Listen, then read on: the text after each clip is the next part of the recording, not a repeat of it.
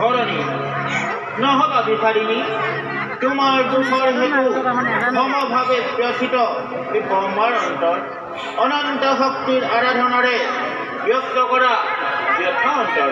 হে পরম পিতা, অভাগিনী প্রতি দেখুৱা কৰুণা, পদ্মদৰ্ভ হৈ হোৱা হে সহায়। তেন্তে দুয়ো যাওঁ বলা কৈলাশ শিখৰে দেৱাদিদেৱ মহাদেৱৰ কাষে ব্যক্ত কৰোঁ তোমাৰ মনৰ বেদনা। বলা পিতা।